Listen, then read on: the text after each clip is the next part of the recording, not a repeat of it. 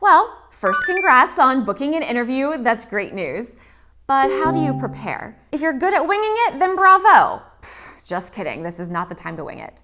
Because we're not mind readers, it's impossible to tell you what you'll be asked.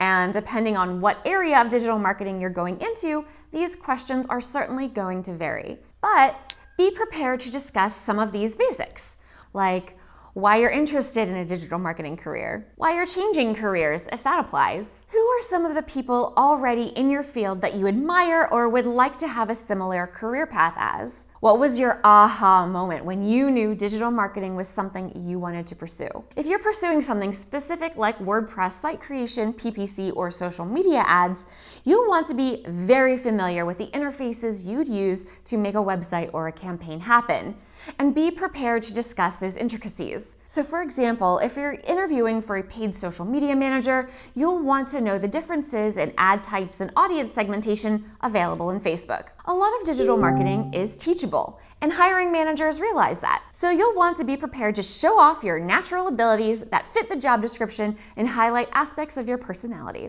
Being naturally curious tells a hiring manager that you love research and will ask smart questions. Being a DIYer indicates you're self-reliant and will likely not need a lot of supervision or motivation. If you're a hands-on learner, this is a quality that means you'll take naturally to the day-to-day logistics of the job once you've done it once or twice. These are all terrific things to leave off the resume and save for the interview so that the hiring manager can get a great idea of who you are as a person while you're interviewing in person. Like we mentioned before, you'll also want to stay current on digital marketing news and innovations so that you're able to bring those up in conversation. The hiring managers aren't just looking for a qualified person on paper, they're listening to the way you talk and discuss the field you're also applying for. So being in the loop really helps generate natural conversation.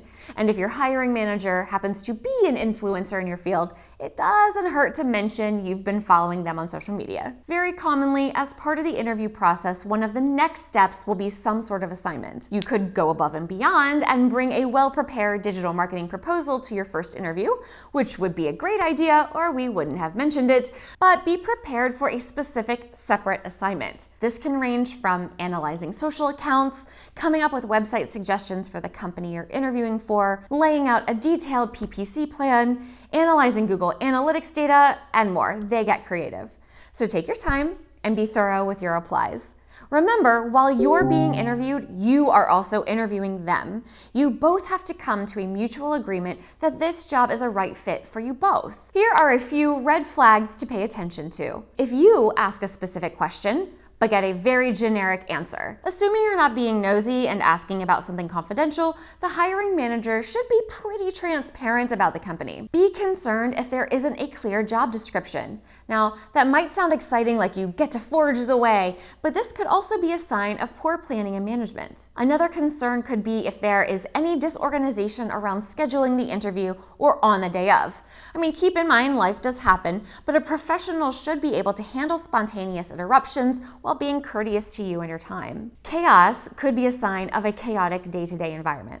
Also, speaking of disrespect, should disrespectful comments occur about any of your previous jobs or schooling, then that's not really a good sign to move forward. If you can't find much information out about the company, either through sites like Glassdoor or social media, this could be a sign that something's a little off. We talked a lot about how you should prep your own social media for this process, but the same applies to the employer. Finally, if you feel like you're being pitched or sold to rather than talked to and interviewed, it could indicate they are not being honest with you about the position or the company.